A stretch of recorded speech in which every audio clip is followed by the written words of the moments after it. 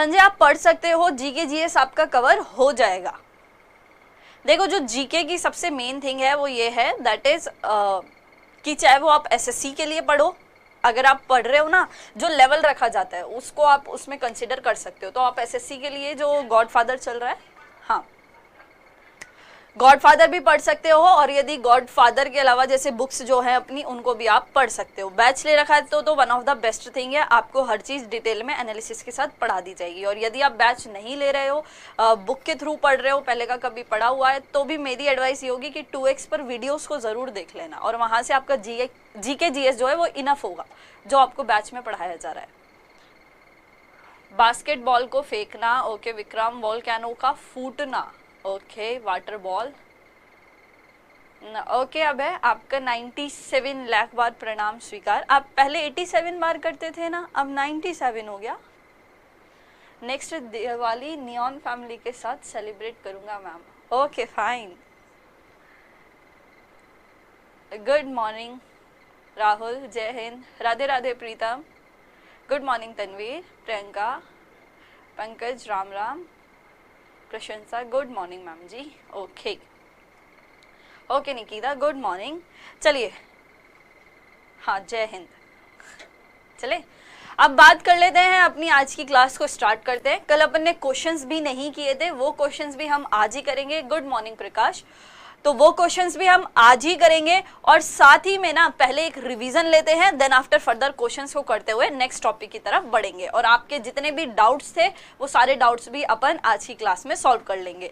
पहले क्वेश्चंस कर लेते हैं, उसके बाद आपके जो 7-8 जितने भी डाउट्स मतलब कलेक्ट हो गए हैं इन 2-3 दिनों में, उन सब क्वेश्चंस के भी अपन आंसर कर लेंगे। उसी टाइम आप प्रोजेक्टाइल का वाला जो क्वेश्चन है उसका मुझे आंसर बताओगे।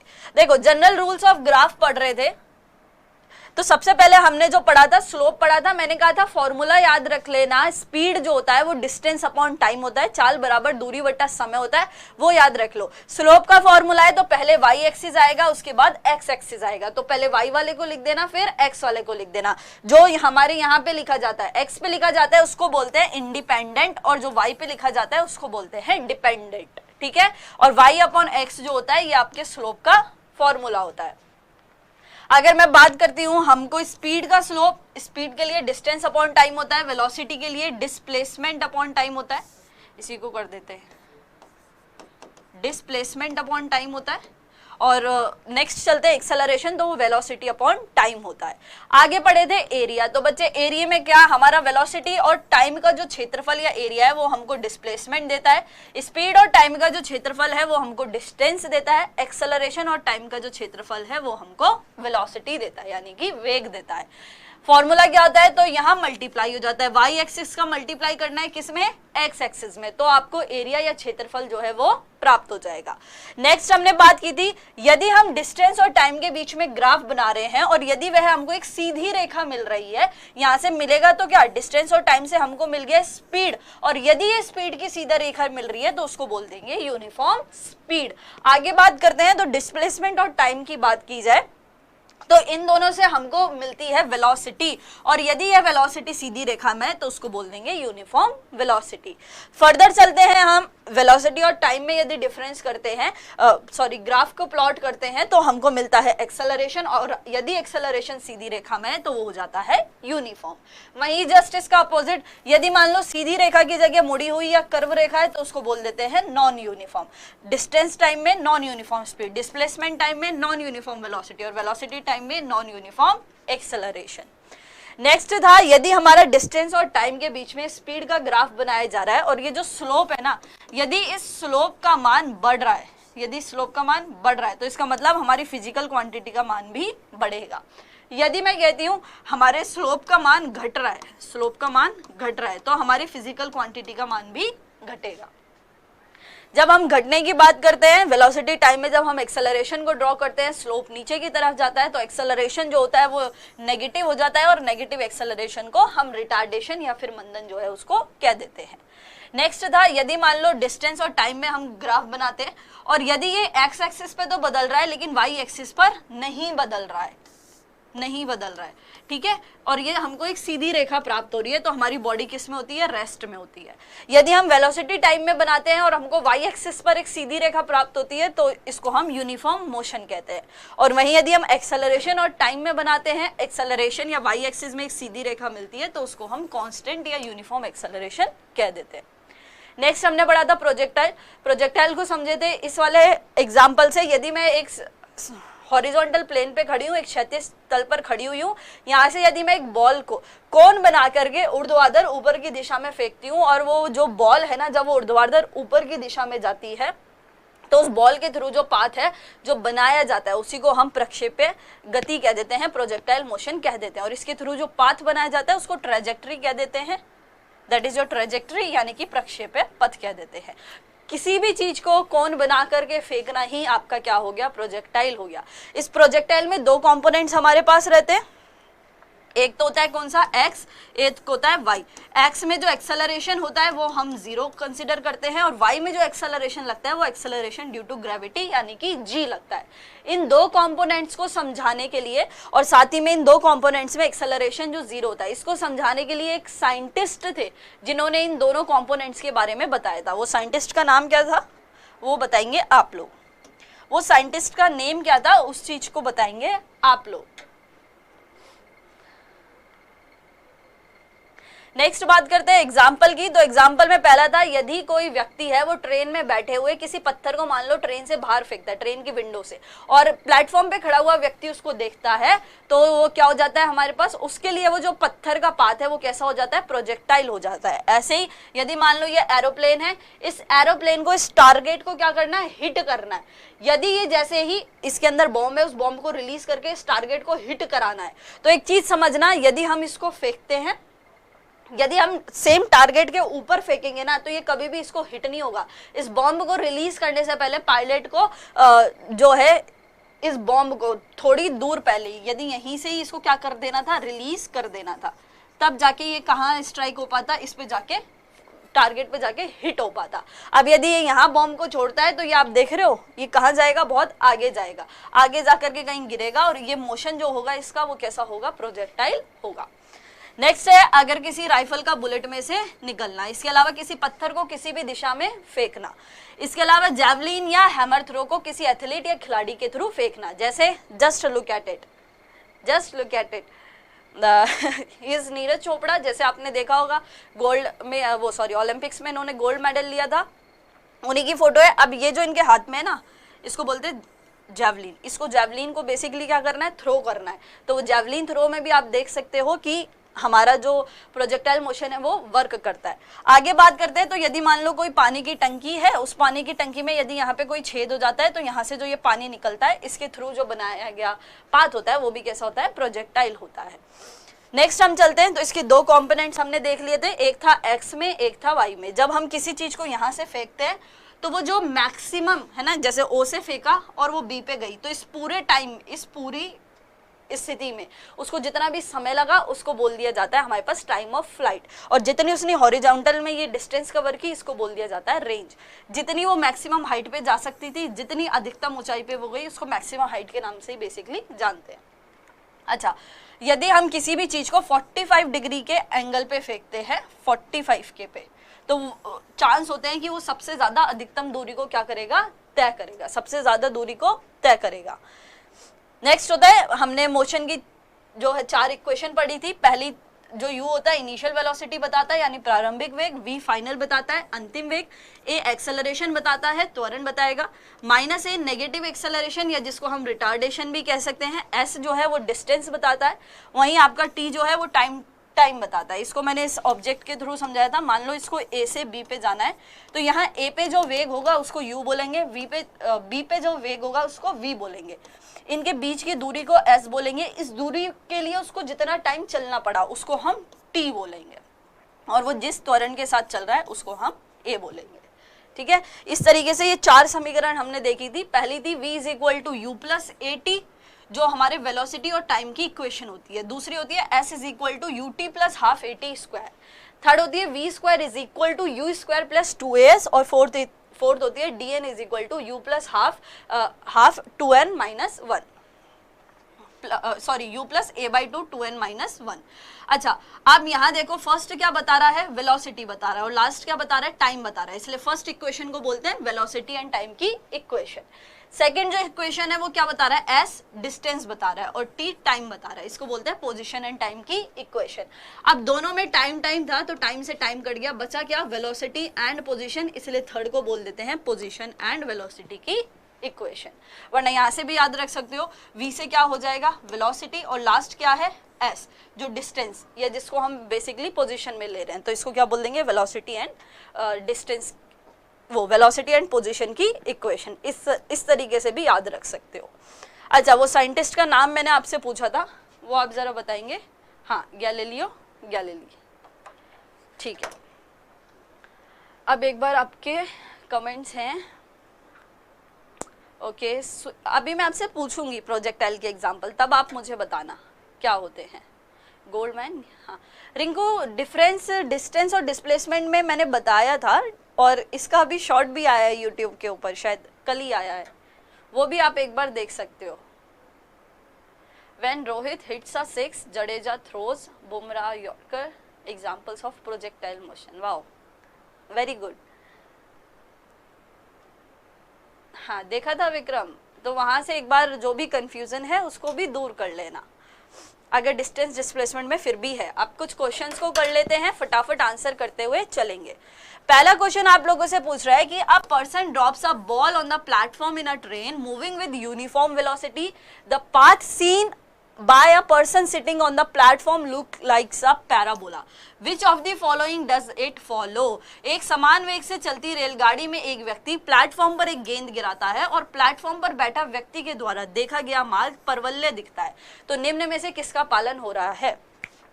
लॉज ऑफ मोशन का, गति के नियम का, दूसरा इक्वेशन ऑफ मोशन, गति के समीकरण का, तीसरा प्रोजेक्टाइल मोशन, प्रक्षेप्य गति का, या चौथा आपके स्पीड यानी कि आपके चाल का।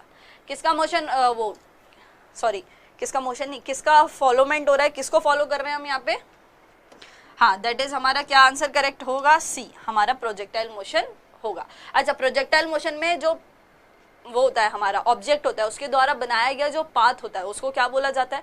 वो कौन सी शेप मिलती है?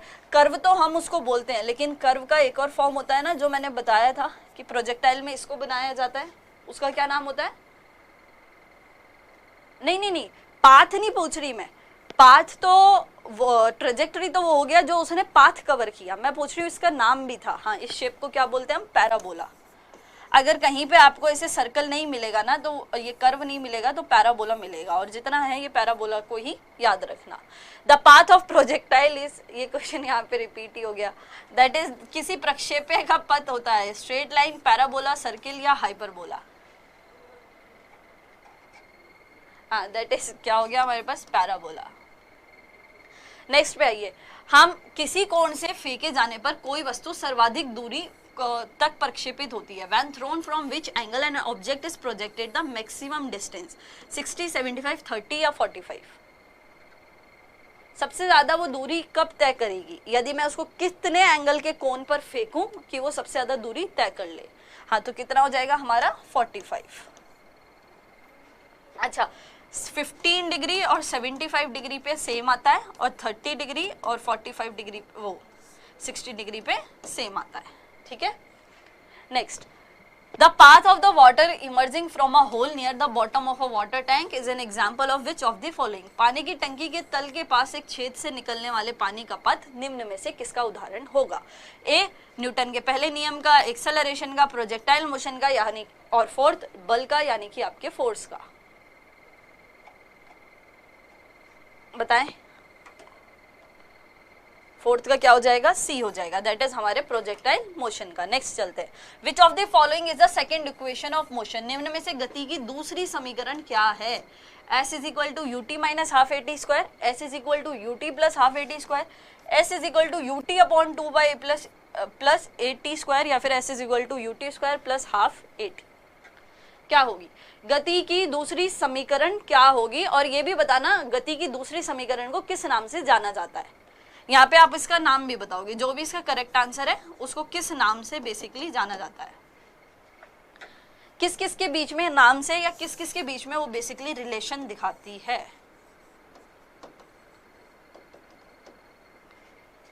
हाँ देखिए, करेक्ट आंसर तो हमारे पास क्या होगा, s is equal to U T plus half A T square. S का मतलब क्या, हम ले रहे हैं पोजीशन, और लास्ट खत्म कहाँ हो रहा है, t टाइम पे, तो पोजीशन एंड टाइम की इक्वेशन।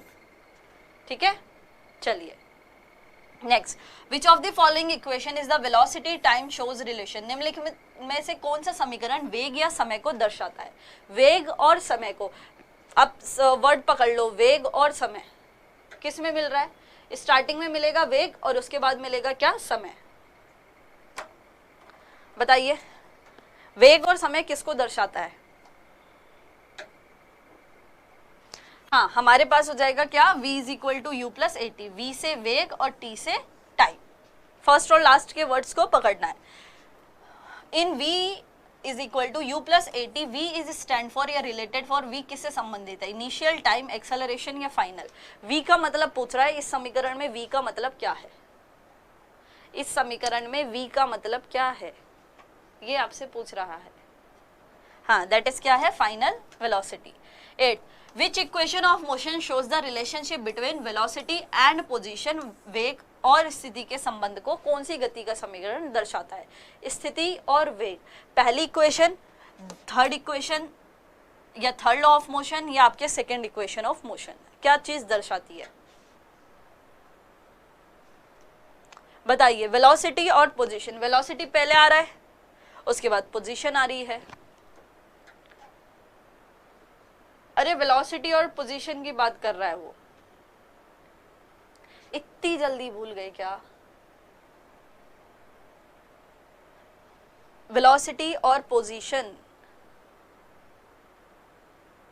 हाँ कौन सा आ जाएगा, अरे मेरी बात सुनो, v is equal to U plus A T था, v पे क्या था, वेलोसिटी, t पे क्या था, टाइम। ठीक है, s is equal to U T plus half A T square था, s से क्या था, पोजीशन, और t से क्या था, time. v square is equal to U plus two S था, v से क्या था, पोजीशन, s से हम ले रहे थे, वो v से था हमारी वेलोसिटी और s से ले रहे थे पोजीशन। तो v square is equal to U square plus two A S ही तो हुआ आपकी थर्ड इक्वेशन। थर्ड इक्वेशन ही तो संबंधित होगी आपके पोजीशन से और साथ ही में आपके वेलोसिटी से। फिर इसमें क्या कंफ्यूजन हो रहा है, हमने सिर्फ उनको वर्ड से ही तो याद किया था, वही चीज तो हम यहाँ कर रहे हैं। हमारे को सीधा सीधा दिख रहा है ना, 8th का सी, हमने यही तो पढ़ा है, कुछ डिफरेंट चीज तो हम लाए नहीं। हाँ, यदि आप नाम में कंफ्यूज हो गए हैं तो वो में भी कुछ आपको दिक्कत आ रही होगी वेलोसिटी और पोजीशन से। चलिए नेक्स्ट पे, निम्न में से गति का तीसरा समीकरण क्या है। अब तीसरा उसने पूछ ही लिया, अभी हम तीसरा डिस्कस ही करके आए, क्या हो जाएगा। अब एक चीज और समझो, हम तीसरे समीकरण को लिखते हैं v square is equal to U square plus two A S, ये गति का हमारा तीसरा समीकरण होता है। लेकिन यदि मैं इसको थोड़ा सा चेंज करना चाहूँ तो v स्क्वायर अपनी जगह ही रहेगा। जब भी कोई, हमेशा याद रखना, इज इक्वल टू के उधर कोई चीज होती है ना, इज इक्वल टू के उधर कोई चीज होती है, जब भी वो इज इक्वल टू से इधर आती है तो उसका साइन चेंज हो जाता है। यदि ये यहाँ u प्लस में है ना तो यहाँ आके माइनस हो जाएगा, ये प्लस टू एस है ना तो ये यहाँ आके माइनस टू एस हो जाएगा। ऐसे यदि मैं मान लो इस v को वहां ले जाना चाहूँ तो ये v यहाँ प्लस है ना, वहां जाके क्या हो जाएगा, माइनस हो जाएगा। यही सेम चीज चलती है डिवाइड और मल्टीप्लाई में। यदि मैं ऐसे लिखूं s is equal to U T plus half A T square, अब यदि मैं इस 2 को इज इक्वल टू के इधर लेके जाना चाहूंगी ना तो ये यहाँ डिवाइड में है ना, तो ये यहाँ किस में हो जाएगा, मल्टीप्लाई में हो जाएगा। ये यहाँ किस में हो जाएगा, मल्टीप्लाई में। तो ये हमेशा याद रखना, इज इक्वल टू के जो इस साइड चीजें चलती है वो अपोजिट चलती है। जो प्लस है वो उधर जाके माइनस हो जाता है, जो माइनस है वो उधर जाके प्लस हो जाता है। यदि कोई चीज डिवाइड है तो वो इज इक्वल टू के उधर मल्टीप्लाई हो जाएगी, और यदि कोई चीज मल्टीप्लाई है तो वो इज इक्वल टू के उधर डिवाइड हो जाएगी। जस्ट सिंपल, यहाँ प्लस है तो इज इक्वल टू के इधर आ रहा है तो क्या हो जाएगा, माइनस, तो माइनस यू स्क्वायर, और ये आ गया 2as, तो राइट ऑप्शन हो गया बी। ठीक है, चलो। Slope of distance time graph gives, समय व दूरी के मध्य का ढाल का आरेख दर्शाता है। स्लोप बताना है डिस्टेंस और टाइम का। डिस्टेंस और टाइम का जो स्लोप है वो किस चीज को दर्शाता है, किस चीज को दर्शाता है, हाँ दैट इज हमारी स्पीड या चाल को दर्शाता है, वो हमने देखा भी था। ठीक है, ये डिस्टेंस, ये टाइम, और ये हो गया स्पीड। चलिए, velocity is not changing with respect to time then the graph will be. वेग समय के सापेक्ष नहीं बदल रहा है तो हमको आरेख प्राप्त होगा। कैसा? पैराबोला, हाइपरबोला, स्ट्रेट लाइन या फिर नन ऑफ द अबव। बताइए, यदि हमारी वेलोसिटी या वेग समय के सापेक्ष नहीं बदल रही है तो हमको कैसा आरेख मिलेगा? हाँ, कैसा एक सीधी रेखा मिलेगा।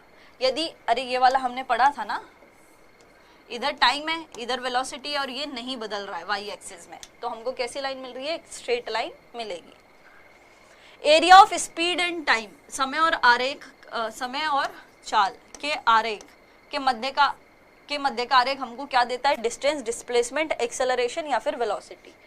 अब इसको ऐसे भी कर सकते हो, स्पीड का फॉर्मूला क्या होता है? Distance upon time.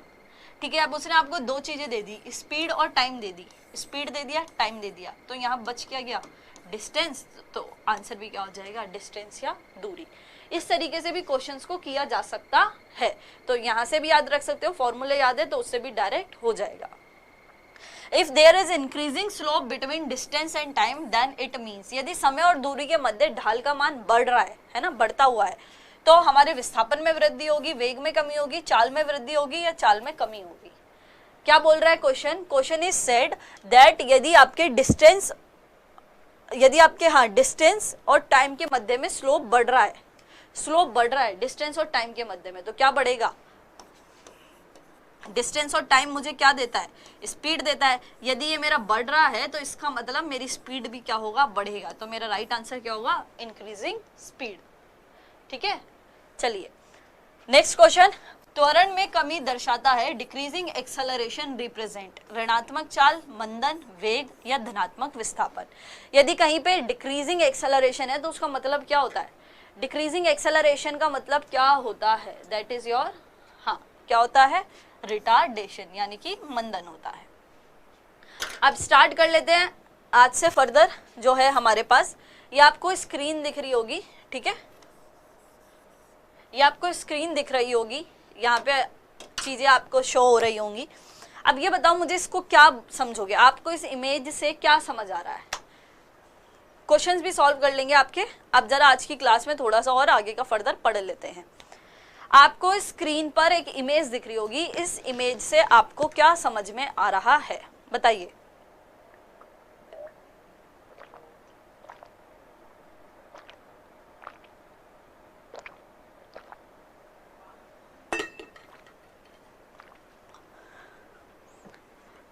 यहाँ पे एक व्यक्ति है। अरे प्रोजेक्टाइल मोशन में मत जाओ रे यार, मैं जस्ट नॉर्मल एक चीज पूछ रही हूँ आपसे। मैं आपसे फिजिक्स की कोई टर्म पूछ ही नहीं रही, मैं सिर्फ नॉर्मल भाषा में आपसे पूछ रही हूँ। ये इंसान आपको दिख रहा है, उसके ऊपर आपको ये दिख रहा है, ये आपको क्या करता हुआ लग रहा है? ये इमेज से आपको क्या रिफ्लेक्शन पड़ रहा है? ये क्या कर रहा है? ये खेतों में, ये जंगलों में, ये क्या क्यों खड़ा हुआ है इस तरीके से पैराशूट को लेकर के?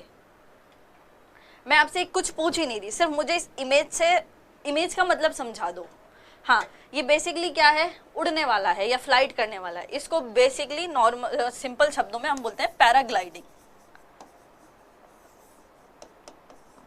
इसको बोला जाता है पैराग्लाइडिंग। होता क्या है? वही माउंटेन्स या हाँ, पैराशूट ले लेगा और पैराशूट लेकर के आगे कहाँ करेगा? उड़ने वाला है ना। मतलब हाँ, आप ये समझ सकते हो, having a fun in paragliding, वो मतलब एक मौज मस्ती करने वाला है और इस तरीके से पैराशूट लेके उड़ने वाला है। ठीक है, जस्ट नॉर्मल इसको पैराग्लाइडिंग कहते हैं। अब मुझे ये बताओ, इस इमेज से आपको क्या समझ आ रहा है? इस इमेज से आपको क्या समझ आ रहा है? ये लड़की को ये इस तरीके से धक्का दे रहा है, ठीक है, और ये लड़की कुछ मतलब मीटर्स तक नीचे जाने वाली है। यहाँ पे लगभग 107 मीटर ये लड़की को धक्का देगा, पीछे से धक्का देगा, ये लड़की 107 मीटर नीचे जाएगी। इस चीज से हमको क्या समझ आ रहा है? हाँ, इसको क्या बोलते हैं? बंजी जंपिंग बोलते हैं। आजकल वो ट्रेंड में भी है, ऋषिकेश और उस साइड तो मिल भी जाती है बंजी जंपिंग। समझ आया? हाँ, ये कूदने वाली है लड़की बेसिकली, और इसको देखो ये सपोर्ट लगा हुआ है, यहाँ पे भी इसको सपोर्ट मिला हुआ है, ये देखो यहाँ पे ये सपोर्ट मिला हुआ है ना। और अगर पीछे वाली में भी मैं बात करती हूँ तो इसको ये पैराशूट का क्या मिला हुआ है? सपोर्ट मिला हुआ है। ठीक है, पैराग्लाइडिंग हो गया, बंजी जंपिंग हो गया। थर्ड हम आते हैं इस पे। इस इमेज से आपको क्या समझ आ रहा है? What if rope broke? कुछ नहीं, फिर यू आर डेड। इस इमेज से आपको क्या समझ आ रहा है? आपने ऋतिक रोशन की एक मूवी देखी है, काइट्स, ऋतिक रोशन की मूवी है काइट्स, कटरीना कैफ भी है उसमें। वो लोग इस को करते हैं। अबे व्हाट यू आर अंडरस्टैंड? हाँ देखी होगी ना मूवी। इसको बोलते हैं स्काई डाइविंग। वो लोग अपनी मूवी में करते भी हैं स्काई डाइविंग, जहाँ पे जो फरहान अख्तर होते हैं उनका एक कॉमेडी सीन भी है वहाँ पे। हाँ अच्छा यार, जिंदगी ना मिलेगी दोबारा है क्या? हाँ समझ गए ना आप, समझ गए ना पॉइंट, समझ गए ना मैं क्या समझा रही हूँ। हाँ अभी देखो मैंने आपको यहाँ 3, अरे वॉर नहीं रे भाई साहब मैं काइट्स की बात कर रही हूँ। अभी यहाँ पे हमने 3 चीजें देखी।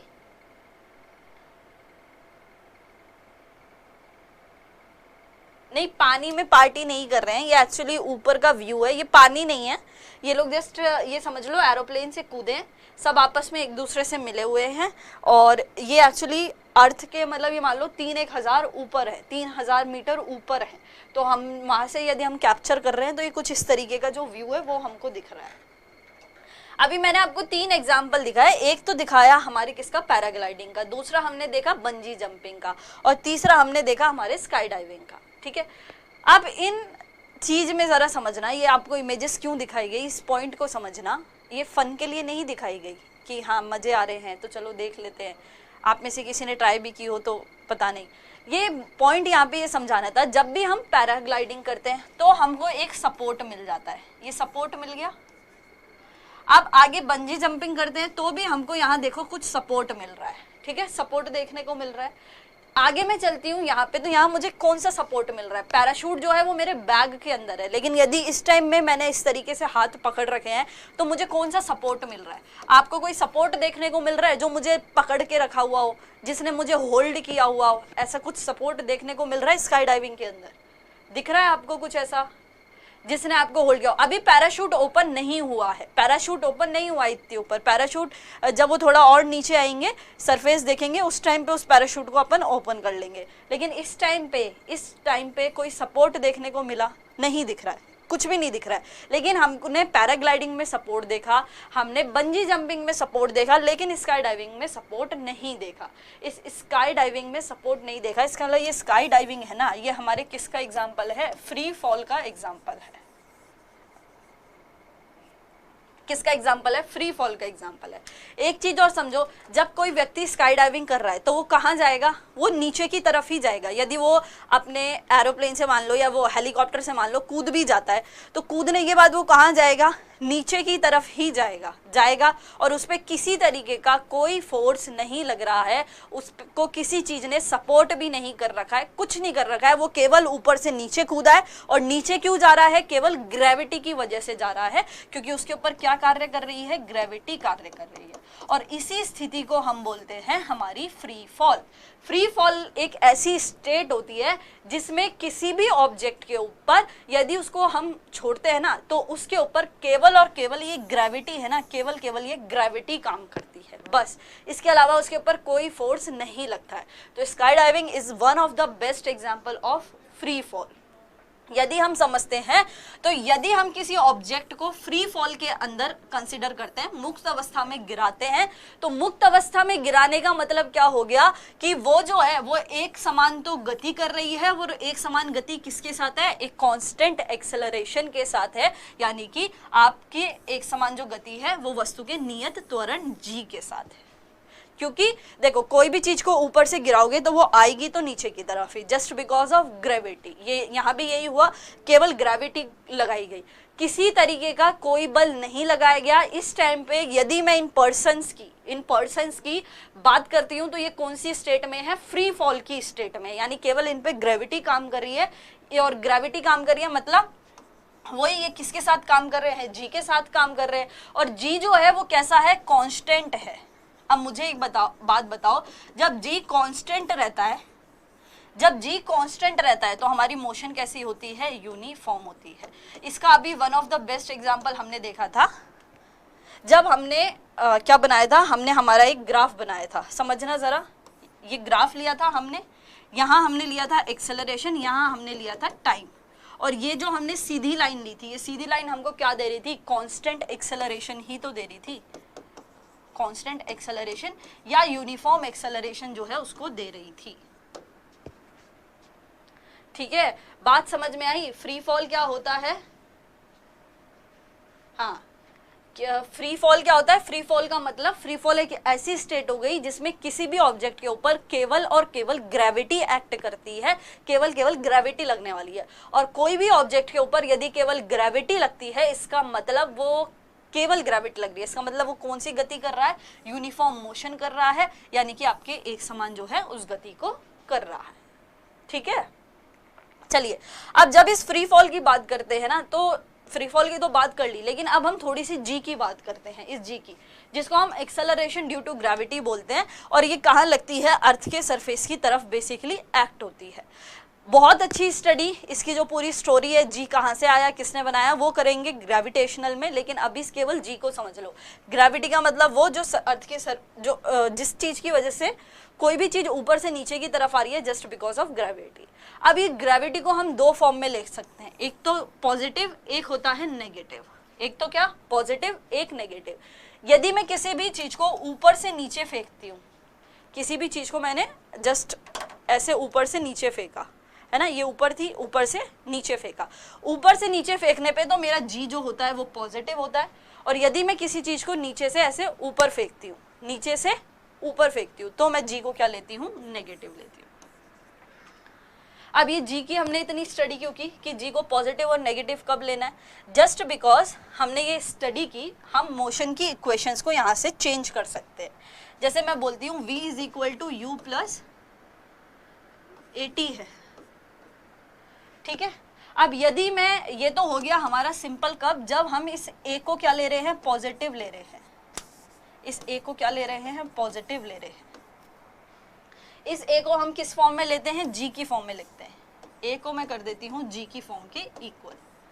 तो अब जरा समझना, अब जो कोई भी चीज है ना, अभी हमने जितनी स्टडी की वो ऊपर से नीचे की v is equal to U plus AT हम ले रहे थे जब कोई चीज ऊपर से नीचे जा रही थी, तब हम इस एक्सेलरेशन को पॉजिटिव ले रहे थे।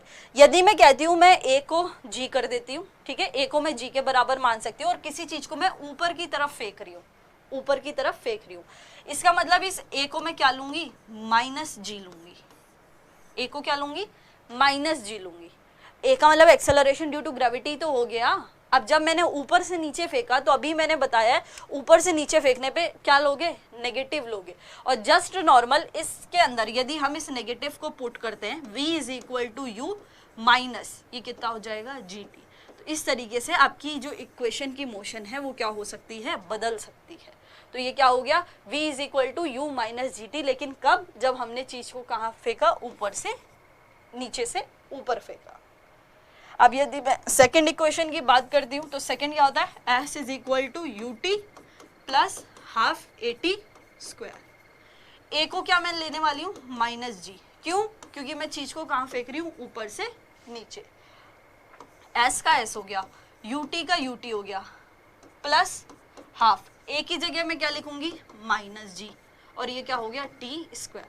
तो आप समझना, s is equal to ut plus minus minus, तो माइनस का हाफ GT स्क्वायर। ये हमारी दूसरी इक्वेशन भी क्या हो गई, चेंज हो गई। थर्ड वाली इक्वेशन आप करके बताओगे, v square is equal to U square plus 2as। इसकी वैल्यू क्या होगी, यदि मैं a को -g लिखती हूँ, तो a को यदि मैं -g लिखती हूँ, तो इसकी जो, हाँ, इसकी वैल्यू कितनी होगी बताइए।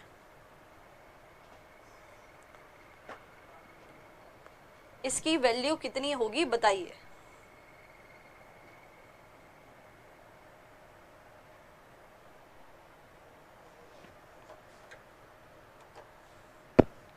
जस्ट नॉर्मल क्या करना है, चेंज करना है, v square is equal to U square minus कितना हो जाएगा, 2as हो जाएगा, ठीक है। चलिए ये तीन इक्वेशन की मोशन को हम कंसिडर करते हैं कि इनको हम पॉजिटिव कब लेते हैं और नेगेटिव कब लेते हैं। फ्री फॉल आपको समझ में आ गया होगा। फ्री फॉल किसको कहते हैं? जब केवल ग्रेविटी एक्ट करती है, जब केवल ग्रेविटी लगती है तो गति कैसी होती है? एक समान होती है, यूनिफॉर्म होती है।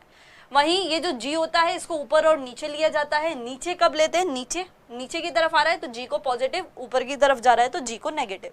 मोशन की हमने तीन इक्वेशन पढ़ ली थी, जस्ट उन तीनों को हमने इस तरीके से डिफाइन कर लिया। यहाँ तक क्लियर है? यहाँ तक समझ आ गया होगा आप सभी को हम किस चीज को पढ़ रहे हैं या क्या चीज बेसिकली हम स्टडी कर रहे हैं।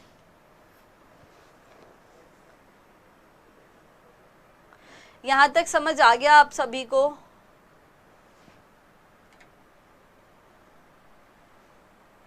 अगर आ गया तो आगे चले। ठीक है प्रीतम, ओके प्रियंका। अब जरा आगे देखो तो ये कुछ एग्जाम्पल्स हैं, ठीक है। इसमें पहला एग्जाम्पल आपको दिख रहा होगा कि ये जो व्यक्ति है ना, ये सीट पे बैठा हुआ है, ठीक है। ये आराम से मस्त अपने सो रहा है। जैसे ही ना, मतलब बस चल रही है, आराम से बस चल रही है, ये आराम से सो रहा है अपनी सीट पे। जैसे ही जो ड्राइवर है वो ब्रेक मारता है, एकदम से मान लो उसने ब्रेक मारा तो इसकी बॉडी कहाँ गई? आगे की तरफ गई। इसकी बॉडी कहाँ हो गई? ये थोड़ी सी टिल्ट हो गई। ये तो हुआ पहला एग्जाम्पल। आप समझते चलना, एग्जाम्पल से ही समझते हैं। दूसरा, ये मान लो आप ही का कोई रिश्तेदार है, रिश्तेदार है बोला है मैंने, ठीक है, रिश्तेदार बिकॉज समथिंग लाइक दिस। तो ये आया, मान लो कोई रिश्तेदार है, आपका नहीं है, चलो मेरा है। कोई रिश्तेदार है, ये क्या कर रहा है? झूले पे झूल रहा है, जस्ट नॉर्मल झूले पे झूल रहा है।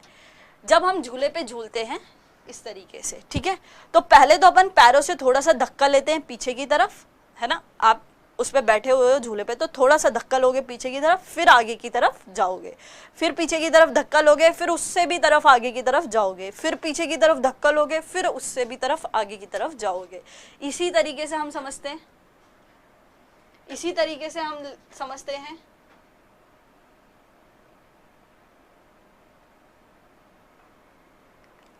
ठीक है, नेक्स्ट समझो, ये है एक, ये आदमी है कि औरत है समझ ही नहीं आ रहा है। इसकी शक्ल तो आदमियों सी लग रही है और इसके कपड़े औरतों के से लग रहे हैं।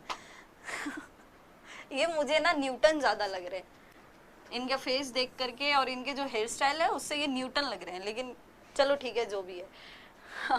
ये जो है ना, ये हमारे पास एक गाय है, मान लो ये न्यूटन है या कोई फीमेल प्लस मेल है, उसने इस गाय को क्या मारा? एक किक मारा। तो भैया क्या अब इस गाय को किक मारने पे गाय क्या करेगी? क्या करेगी आप बताओ? गाय का रिएक्शन क्या हो सकता है?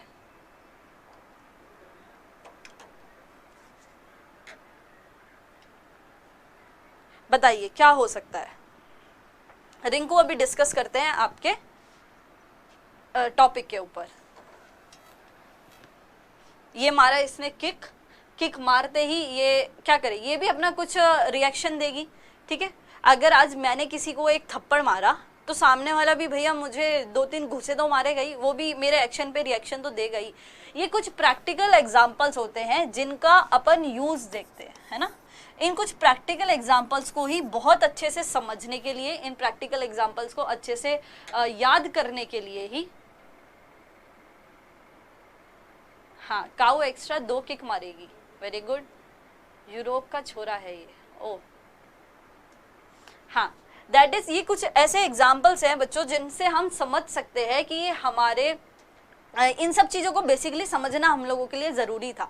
ऐसी बहुत सारी डे टू डे लाइफ की चीज़ें होती हैं, जैसे मान लो आपने मम्मी को छेड़ दिया, खामखा आपने मम्मी को कुछ बोल दिया, है ना, तो वो आपने तो उनको छेड़ दिया, लेकिन उनकी जो फ्लाइंग चप्पल आएगी ना, फ्लाइंग चप्पल जो आएगी और पट्ट से आगे लगेगी, तो उनका वो रिएक्शन होगा। या इसके अलावा बहुत सारे और एग्जांपल्स हैं जिनको आप समझ सकते हो, अपनी डेली लाइफ से रिलेट कर सकते हो। इन एग्जांपल्स को प्रैक्टिकल तौर पे समझना बहुत ज़रूरी था, और दैट्स वाई ये है हमारे one of the famous scientist जिनका नाम है न्यूटन।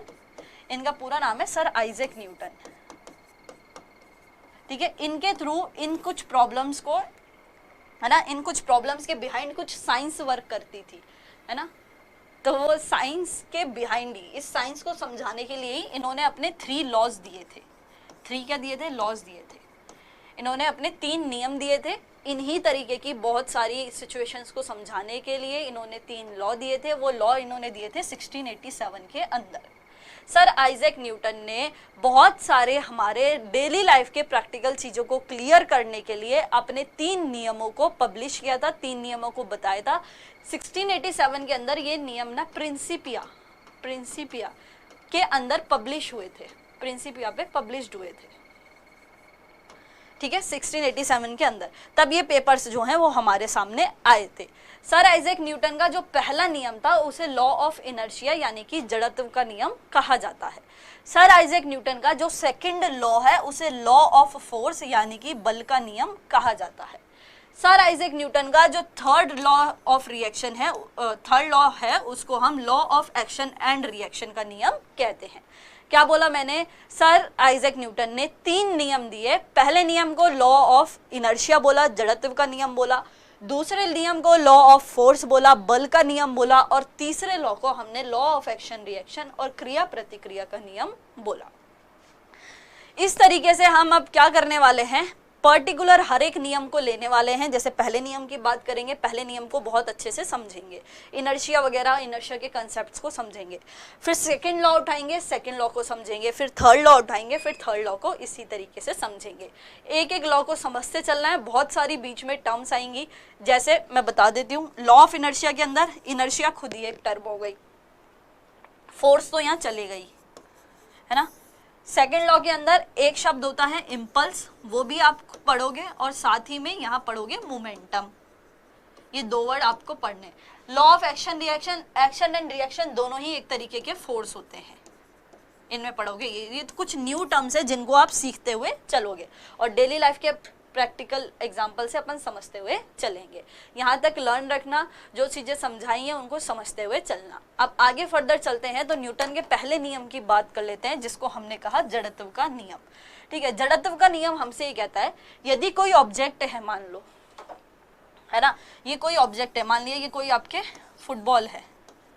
अब ये फुटबॉल यदि रेस्ट में है ना, तो ये फुटबॉल रेस्ट में ही रहेगी। यदि ये फुटबॉल रेस्ट में है तो रेस्ट में ही रहेगी। कब तक ये रेस्ट में रहेगी? जब तक कि मैं इसको जाके धक्का ना दे दूं। अच्छा, एक चीज और समझना, बहुत अच्छे से भी हम फोर्स को समझेंगे, लेकिन अभी फोर्स की 1 लाइन डेफिनेशन याद रखो, या जस्ट नॉर्मल अभी फोर्स या बल को समझ के चलो। पुश और पुल को फोर्स कहते हैं, पुश और पुल को फोर्स कहते हैं। यदि मैं किसी चीज को धक्का देती हूँ या फिर किसी चीज को अपनी तरफ खींचती हूँ, तो ये धक्का देना और खींचना ही मेरे लिए क्या हो गया? बल हो गया। जस्ट 1 लाइन की डेफिनेशन है, सिर्फ 1 लाइन भी नहीं हुई यार, 3 शब्द हुए, पुश और पुल, 3 शब्द हुए। तो वो 3 शब्द के जस्ट नॉर्मल एक फोर्स की जो है एक समझ लो, बस ये होता है फोर्स। जैसे आपने मॉल में गए हो कभी, है ना, डी मार्ट वगैरह, या बहुत अच्छे अच्छे मॉल्स भी रहते हैं, है ना, वहाँ गए हो तो वहाँ पे जो गेट होता है ना, उस गेट पे लिखा हुआ होता है अंदर की तरफ खोले, हिंदी में तो ऐसे लिखा होता है ना, जिसको इंग्लिश में अपन जस्ट नॉर्मल पुश कह सकते हैं। अंदर से हो तो उसको लिखा होता है बाहर की तरफ खोलें, या जो भी है। तो ये जो पुश और पुल उस पर लिखा हुआ होता है ना, और फिर आप उसको पुश करते हो या उसको पुल करते हो, ये पुश और पुल ही क्या होता है? आपका फोर्स होता है। यदि मुझे मान लो अभी गेट खोलना है ना, आपके रूम है कोई, उस रूम का आपको गेट खोलना है, तो उस गेट के आप हैंडल को पकड़ोगे और पकड़ करके क्या करोगे?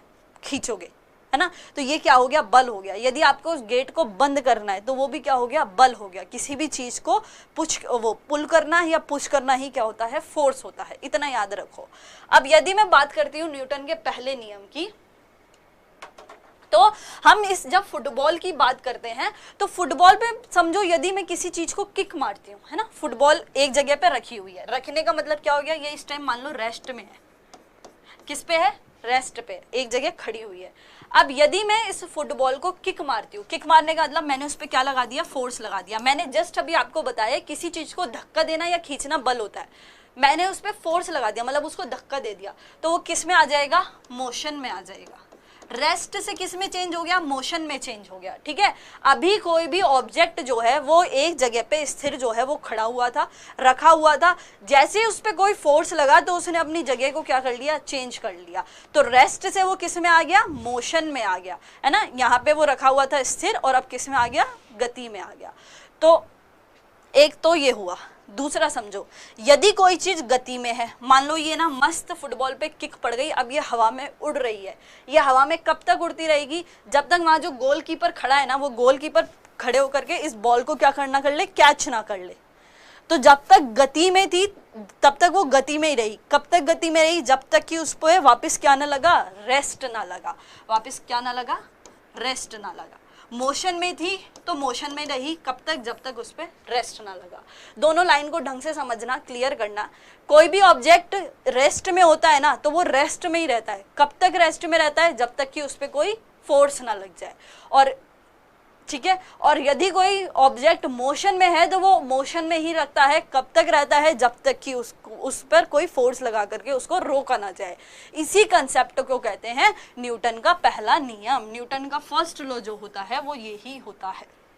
यदि डेफिनेशन से समझते हैं तो डेफिनेशन आपको बोलती है कि यदि कोई बॉडी या पिंड रेस्ट में है या मूविंग में है ना, चल रहा है या मान लो एक जगह स्थिर है, और वो भी किसमें, एक स्ट्रेट लाइन में, तो वो कब तक ना इसी स्टेट में बना रहेगा जब तक कि उस पर कोई बाह्य बल ना लगाया जाए, कोई बाह्य रूप से कोई किसी तरीके का फोर्स ना लगाया जाए। यही न्यूटन का फर्स्ट लॉ होता है। जैसे ये लड़की है, ठीक है, इस लड़की के समझना, इस लड़की ने बॉल को फेंक दिया, यानी बॉल को क्या कर दिया, पुश कर दिया, पुश किया। अब ये जो बॉल है वो मोशन में है। कब तक मोशन में है, जब तक दूसरी लड़की इसको क्या ना कर ले, कैच ना कर ले। ठीक है, तो ये पुश और पुल, ये पुश और पुल तो क्या हुआ, फोर्स हुआ। और कोई भी चीज रेस्ट में है तो रेस्ट में ही रहेगी, कोई भी चीज मोशन में है तो मोशन में ही रहेगी। कब तक रहेगी, जब तक कि उस पर कोई बाह्य बल ना लगाया जाए, कोई बाहर से कोई एक्सटर्नल फोर्स लगा करके उसको रोका ना जाए। ये हमारे न्यूटन जी का फर्स्ट लॉ ऑफ मोशन जो है वो कहलाता है। अब जब हम इसके आगे और चलते हैं, भैया अभी क्लियर हो गया ना, फर्स्ट लॉ ऑफ मोशन समझ आ गया ना, फर्स्ट लॉ ऑफ मोशन इस चीज को कहते हैं। Thank you so much Rinku. अब जब हम न्यूटन के फर्स्ट लॉ की डेफिनेशन को समझ लेते हैं तो इसमें एक कंसेप्ट आता है जिसको हम इनर्शिया यानी कि जड़त्व कहते हैं। इनर्शिया या जड़त्व कहते हैं। इनर्शिया या जड़त्व क्या होता है समझो। मान लो मैं एक जगह पे स्थिर हूँ, मैं एक जगह पर रेस्ट कंडीशन में खड़ी हूँ। अब कोई फोर्स है जो आकर के ना मेरी जो ये पोजीशन है इसको चेंज करना चाहता है। कोई फोर्स है, कोई मान लो खामखा है जो मुझे परेशान कर रहा है कि तू यार यहाँ मत खड़ी हो, तू अपना पोजीशन चेंज कर और तू उधर चल जा। लेकिन मैं नहीं चाहती, मेरे अंदर की टेंडेंसी क्या है कि मैं उस फोर्स का क्या करूं, विरोध करूं। कि भैया वो चाहता है कि मैं यहाँ से हिलूं, लेकिन मैं नहीं चाहती कि मैं यहाँ से हिलूं। तो ये जो मैं नहीं चाहती है ना, कि मैं नहीं चाहती मैं यहाँ से हिलूं या मैं उस फोर्स को क्या करूं, अपोज करूं, इसी चीज को हम कहते हैं इनर्शिया यानी कि आपका जड़त्व। कोई भी ऑब्जेक्ट यदि रेस्ट में है तो वो रेस्ट में ही रहना चाहता है, वो नहीं चाहता कि वो मोशन में हो। लेकिन जैसे ही उस पर कोई फोर्स आता है और वो फोर्स उसे कहता है कि नहीं तुम मोशन में जा, तो वो ऑब्जेक्ट का जो अंदर का वो इनर्शिया है ना, या उसके अंदर एक जो फोर्स होता है वो उस आने वाले फोर्स को क्या करता है, अपोज करता है कि भैया तू दूर रहे, मैं रेस्ट में हूँ, मैं रेस्ट में रहना चाहता हूँ, मैं मोशन में नहीं जाना चाहता। और यदि कोई चीज मोशन में है ना तो वो कैसे रहना चाहती है, मोशन में रहना चाहती है। वो नहीं चाहती कि मैं रेस्ट में आऊँ, वो नहीं चाहती। लेकिन तो जब भी कोई फोर्स आकर के उसको रोकने की कोशिश करता है तो उसके अंदर का जो एक फोर्स है ना वो अपोज करता है उस फोर्स का कि नहीं यार तू रोक मत, मुझे मतलब बहना है, उड़ना है, या मुझे जो मोशन करना है वो मुझे करने दे। इसी चीज को इनर्शिया कहते हैं। अगर डेफिनेशन से समझते हैं तो कोई भी ऑब्जेक्ट मान लो या कोई भी वस्तु है जो स्थिर है या गतिशील स्थिति में, किसी भी स्थिति में है, तो वो कभी भी ना अपने स्थिति में परिवर्तन का विरोध करने की उसकी प्रवृत्ति होती है कि वो नहीं चाहती कि उसकी स्थिति में परिवर्तन हो।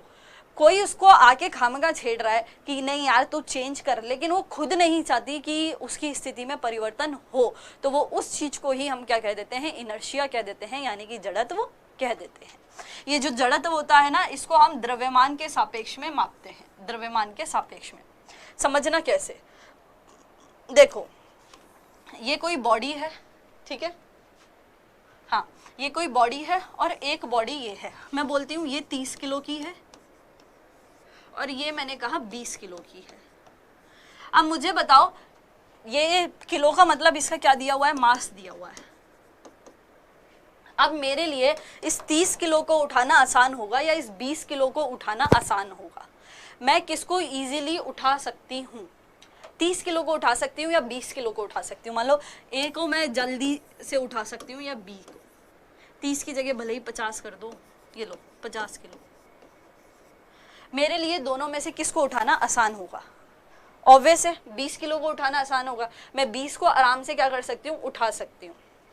अब मैं गई, एक तो मैंने 50 किलो को उठाया, भाई साहब बहुत मैंने ना मशक्कत की और 50 किलो को उठा लिया। एक मैं गई यहाँ पे, हाँ तो मेरा खुद, मैं मान लो 50 किलो मेरा खुद का ही वेट है, तो मेरे लिए तो वो बहुत भारी चीज़ हो गई यार 50 किलो उठाना, क्योंकि मेरा खुद का ही वेट 50 किलो है। वहीं एक 20 किलो है तो ठीक है मेरे वेट से कम है, 20 किलो तो मैं ऐसे ही उठा लूँगी, है ना, उठा लिया मैंने। अब समझना, इसको मैं ईजिली उठा सकती थी, इसको मैं ईजिली उठा सकती थी। इसका मतलब इसके अंदर जो अपोजिंग फोर्स होगा, इसके अंदर जो अपोजिंग फोर्स होगा, जिसको हम इनर्शिया भी कहते हैं, वो कैसा होगा, कम होगा। कैसा होगा, कम होगा, क्योंकि ये आसानी से क्या है, उठ गया।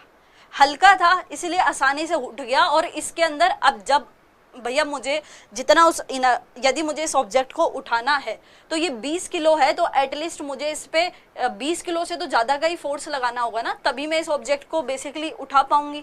इतना तो फोर्स मैं लगाऊं ना कि ये 20 किलो को मैं इजीली उठा पाऊं। तो अब इसके अंदर का जो फोर्स है वो तो कितने का है, वो तो 20 किलो का ही है।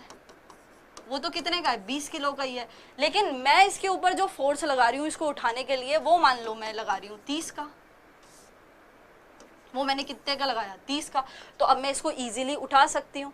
यदि इसका मास कम था तो इसका मतलब इसका इनर्शिया भी तो कम था, और वहीं इस चीज को उठाना मेरे लिए भारी होगा क्योंकि इसका मास ज्यादा है, इसका मतलब इसका इनर्शिया भी ज्यादा होगा। कैसे, ये जितना मशक्कत मुझे इसको उठाने में लगेगी तो इसके अंदर का जो अपोजिंग फोर्स है वो भी तो इतने का ही वहां से बल लगाएगा ना, कि भैया मुझे मत उठा, वो विरोध करेगा ना। तो एटलीस्ट उसका खुद का जितना वेट है या उसका खुद का जितना मास है वो उतना तो उसको ऑक्यूपाइड करेगा, उतना तो वो घेरेगा ही, उतना तो वो बल लगाएगा ही। तो मेरे लिए 50 और 20 में 20 किलो उठाना आसान था क्योंकि इसका मास कम था। मास कम था इसका मतलब इसका इनर्शिया भी कम था। और वहीं मेरे लिए 50 किलो को उठाना ज़्यादा अधिक होगा क्योंकि इसका मास अधिक है और सही, और मास की वजह से इसका क्या है, इनर्शिया भी अधिक है। तो हमेशा याद रखना, हमारा जो मास होता है वो डायरेक्टली प्रोपोर्शनल होता है हमारे इनर्शिया के। किसी भी चीज़ का जितना अधिक मास होगा उसका इनर्शिया भी उतना ज़्यादा होगा, किसी चीज़ का मास जितना कम होगा उसका इनर्शिया भी उतना ही क्या होगा, कम होगा। क्या होगा, उतना ही कम होगा। तो दैट्स वाई हम इस लाइन को पढ़ते हैं कि जो जितनी ज़्यादा भारी बॉडी होती है उतना ही ज़्यादा हमको फोर्स की ज़रूरत होती है उसको उठाने के लिए, ठीक है। जितनी ज़्यादा भारी होगी, 50 किलो को उठाने के लिए मुझे ज़्यादा बल चाहिए होगा। 20 किलो को मैं ऐसे ही उठा सकती हूँ। जैसे मैंने बोला 50 किलो यदि मान लो मेरा ही वेट है तो मेरे लिए तो ये 50 किलो उठाना भारी हो गया, और वहीं मेरे को 20 किलो उठाना है तो ये मेरे वेट से कम है, मैं तो इसको ईजिली उठा सकती हूँ। तो जितनी ज़्यादा भारी बॉडी होती है उतना ही ज़्यादा हमको फोर्स चाहिए होता है उसको क्या करने के लिए, उसकी स्टेट में चेंज करने के लिए, या तो उसको रेस्ट से मोशन में लाने के लिए या मोशन से रेस्ट में लाने के लिए। और उसी वजह से उसके अंदर इनर्शिया भी क्या हो जाता है, बढ़ जाता है, यानी कि अधिक हो जाता है, ठीक है। इस लाइन का मतलब ये ही हुआ, हैवियर द मास या हैवियर द बॉडी, उसके बाद greater is the force required, और साथ ही में दैट्स वाई उसका जो इनर्शिया होगा वो भी कैसा होगा, ज़्यादा होगा। इनर्शिया जो होता है वो हमारे फेमस साइंटिस्ट गैलीलियो गैलीली के थ्रू दिया गया था। प्रोजेक्टाइल मोशन में जो हमने एक्स और वाई कंपोनेंट पढ़े थे वो भी गैलीलियो गैलीली के थ्रू दिया गया था। हमारे फादर ऑफ साइंस जो हैं वो भी कौन है, गैलीलियो गैलीली है, फादर ऑफ साइंस, ठीक है। अब इसका मतलब हम ये कह सकते हैं कि जो हमारा मास होता है वो डायरेक्टली प्रोपोर्शनल होता है किसके, इनर्शिया के। और ये हमेशा ही ये चाहते हैं, मास और इनर्शिया की ये कोशिश रहती है कि भैया वो गति नहीं करे, वो जहाँ है एक स्टेट में है तो वो वहीं रहना चाहें। वो अगर यदि मैं चाहती हूँ कि इस पर क्या हो, इस पर बहुत ही ज़्यादा बल लगाया जाए, तो ये नहीं चाहते कि इनको बल लगा करके आप मोशन में कराओ, ठीक है। नहीं, अब इनर्शिया से जो है ना, इनर्शिया को समझाने वाले कौन थे, गैलीलियो गैलीली थे। इनर्शिया को गैलीलियो ने समझा दिया। अब इस इनर्शिया को और अपने अंदर मतलब अपने नियम के अंदर जो लागू करने वाले थे वो न्यूटन थे। इनर्शिया की ये जो टर्मिनोलॉजी है ना, इसको तो गैलीलियो ने समझा दिया था, ये यहाँ फिक्स हो गया था, ठीक है। लेकिन जब हम न्यूटन के पहले नियम की बात करते हैं तो ये वाली जो डेफिनेशन थी ना, ये वाली, इसको देने वाले कौन थे? इसको देने वाले न्यूटन ही थे। इसलिए इसको न्यूटन का लॉ ही बोला जाता है, गैलीलियो का लॉ नहीं बोला जाता, क्योंकि नियम तो किसने दिया है? न्यूटन ने दिया है। अब उस नियम के अंदर एक टर्म आ रही है इनर्शिया, केवल उस टर्म में जो कंट्रीब्यूट किया है वो किसने किया है? गैलीलियो गैलीली ने किया है। चलो नेक्स्ट चलते हैं आगे। तो एक लाइन और है, ये आपके सीजीएल दिल्ली पुलिस इनमें भी आई हुई है कि दैट इज आपको जो इनर्शिया होता है ऑब्जेक्ट का, उसको किस में मेजर किया जाता है? मास के रूप में मेजर किया जाता है। अब ये जो इनर्शिया होता है, जड़त्व होता है, ये 3 तरीके का होता है, एक तो रेस्ट, एक मोशन और एक डायरेक्शन। एक तो विराम का, एक गति का और साथ ही में एक दिशा का। अब समझो, एक एक करके वापस इनर्शिया को समझते चलते हैं। आज इस टॉपिक को अपन को कंप्लीट करना है, इनर्शिया वाला समझते चलना है। क्या बोल रहा है? Inertia of rest. रेस्ट का मतलब ही क्या हो गया कि वो किस में है? विराम में है। रेस्ट का मतलब ही क्या हो गया? विराम में। अगर कोई बॉडी रेस्ट में है ना, तो वो रेस्ट में ही रहना चाहेगी। ये तो हमने पढ़ी लिया, अभी इनर्शिया में भी पढ़ा था। अब ये मैं इसमें अब एक लाइन और मैं ऐड ऑन कर रही हूँ, वो क्या है वो सुनना। यदि कोई बॉडी है तो रेस्ट में है, तो रेस्ट में ही रहना चाहिए, और वो बॉडी कभी भी खुद को अपने आप मोशन में नहीं ला सकती। उसको मोशन में लाने के लिए किसकी रिक्वायरमेंट होगी? फोर्स की रिक्वायरमेंट होगी। फोर्स तो चाहिए ही होगा। अब मान लो ये फोर्स उसको मिल ही नहीं रहा है, तो हम क्या बोलेंगे? यदि कोई बॉडी रेस्ट में, इनर्शिया ऑफ रेस्ट का मतलब ही ये होता है, यदि कोई बॉडी रेस्ट में है तो वो रेस्ट में ही रह सकती है, वो अपने आप खुद को मोशन में नहीं ला सकती है। यानी कि दिस मीन्स एक बॉडी यदि रेस्ट में है ना, तो वो रेस्ट में ही रहेगी, वो कभी भी अपने आप को मोशन में या गति में नहीं ला सकती, अपने आप नहीं ला सकती। उसको या तो पुश किया जाएगा, उसके ऊपर या तो फोर्स लगाया जाएगा, जब जाकर के वो किस में चेंज हो सकती है? मोशन में चेंज हो सकती है। मोशन में चेंज हो सकती है, या मान लो अपनी स्थिति को थोड़ा सा क्या कर सकती है? चेंज कर सकती है। यदि मैं यहाँ खड़ी हूँ ना, तो मैं यहीं खड़ी रहूंगी। कब तक? जब तक मुझे कोई आके यहाँ से हिला ना दे। अगर वो मुझे हिलाता है तो मैं कहाँ गिर जाऊंगी? आगे की तरफ। यदि वो मुझे पीछे से धक्का देता है तो मैं कहाँ गिरी? आगे की तरफ। या किसी ने मुझे फ्रंट से दिया तो मैं कहाँ गिरी? बैक की तरफ। यदि मैं रेस्ट में हूँ तो मैं रेस्ट में ही रहूंगी। मैं अपने आप मैं खुद तो गिरूंगी नहीं यार, हाँ, मतलब कोई धक्का देगा तो ही समझ आता है। तो कोई भी ऑब्जेक्ट या बॉडी रेस्ट में है, वो रेस्ट में ही रहेगी। वो खुद अपने आप को त्वरित नहीं, खुद अपने आप को ना तो मोशन में ला सकती है और ना ही खुद अपनी पोजीशन को चेंज कर सकती है। ये इनर्शिया ऑफ रेस्ट होता है। कुछ एग्जाम्पल्स है, उनको देख लेते हैं। जैसे पहला है, यदि मान लो एक बस है, उस बस में एक इंसान खड़ा हुआ है ना, बस में जस्ट नॉर्मल इंसान खड़ा हुआ है। इंसान कैसी में हो गया? रेस्ट की कंडीशन में हो गया। इंसान खड़ा हुआ है रेस्ट की कंडीशन में। एकदम से ही जो बस ड्राइवर है वो बस को स्टार्ट कर देता है। जैसे ही उसने बस को स्टार्ट किया तो आगे की तरफ से उसको एक धक्का लगा और व्यक्ति कहाँ गिरा? पीछे की तरफ गिरा। ये देखो, जैसे ये अपना आराम से बेचारा मोबाइल चला रहा था, है ना, because mobile is too common in bus, तो वो आराम से अपना मोबाइल चला रहा था, इंस्टाग्राम की रील्स देख रहा था। एंड जैसे ही हमारे जो ड्राइवर है, उस ड्राइवर ने जैसे ही बस को ऑन किया, तो ऑन करते ही ये व्यक्ति की जो बॉडी है ना, वो किस में आ गई? एकदम से उसकी पोजीशन क्या हो गई? चेंज हो गई, और वो पीछे की तरफ क्या हुआ? जा करके गिरा। ठीक है। सेकेंड हम कह सकते हैं व्हेन अ हॉर्स। देखो समझो, कोई व्यक्ति है जो घोड़े पे बैठा हुआ है। अब जब वो घोड़े पे बैठा हुआ है ना, तब तक सही है, वो रेस्ट में है, घोड़े पे बैठा हुआ है। अब जैसे ही घोड़ा की मतलब हॉर्स राइडिंग जो है वो स्टार्ट होती है, घोड़ा जो है वो दौड़ना जो है वो स्टार्ट करता है। जैसे ही वो स्टार्ट करता है ना, तो हम कहाँ की तरफ गिरते हैं? पीछे की तरफ जाते हैं। कहाँ की तरफ? पीछे की तरफ, क्योंकि आगे से वापस क्या लग गया? एक फोर्स लग गया। उस फोर्स की वजह से हमने स्थिति को क्या किया? चेंज किया। थर्ड हमारे पास आता है ये, जैसे मान लो अभी आपको पता है दिवाली की सफाई चल रही होगी, आपके घर में भी चल रही होगी, बिकॉज दिवाली आने ही वाली है ना। तो ये आंटी जी है, मान लो ये अपना जो घर का गद्दा है, गद्दा समझते हो, मैट्रेस है, या कोई भी ऐसा कारपेट है मान लो जो सालों से रखा हुआ है, वहाँ पे बिछा हुआ है यार। मैट्रेस इसी टाइम में हम साफ करते हैं, कारपेट इसी टाइम में साफ करते हैं। अब वो वहाँ पे रखा हुआ है, उसमें बहुत अच्छी धूल मिट्टी जमी हुई है, दिवाली का टाइम है, आंटी जी ने इसको ऐसे टाका और टाक करके इसको पीटना शुरू कर दिया। अच्छे से इसको पीट रही है, पीट रही है। पीटने से क्या होगा? इसमें से जो धूल के कण है वो कहाँ निकलेंगे? बाहर निकलेंगे। डस्ट के पार्टिकल कहाँ जा रहे हैं? बाहर जा रहे हैं, इधर उधर जा रहे हैं। ऐसा कैसे हो रहा है? यहाँ पे भी हमारा कौन काम कर रहा है? इनर्शिया काम कर रहा है। इनर्शिया ऑफ रेस्ट जो है वो वर्क कर रहा है। कैसे कर रहा है समझना। धूल के जो कण है ना वो अपनी पोजीशन में बैठे हुए हैं, धूल के कण आराम से अपनी एक जगह पे बैठे हुए हैं। जैसे ही हम उन पे क्या लगाते हैं, फोर्स लगाते हैं। फोर्स नहीं लगाता तब तक चीजें सही थी, वो जहां था वो वहीं था, आराम से बैठा हुआ था। जैसे ही उस पे आके एक फोर्स लगा तो उसने अपनी पोजीशन को क्या कर लिया, चेंज कर लिया। और जैसे ही पोजीशन चेंज हुई तो वो धूल मिट्टी के कण कहाँ निकलने लग गए, बाहर निकलने लग गए। तो इतने टाइम से तो इस गद्दे में इकट्ठे हो रखे थे, मैट्रेस में आराम से इकट्ठे हो रखे थे, जैसे ही पीटना शुरू किया कहाँ भागने लग गए, बाहर भागने लग गए। नेक्स्ट है, समझो ये हमारे पास एक ग्लास है, इस ग्लास के ऊपर ये कार्डबोर्ड है, इस कार्डबोर्ड पे मैं एक सिक्का रख देती हूँ, ठीक है, सिक्का मैंने रख दिया।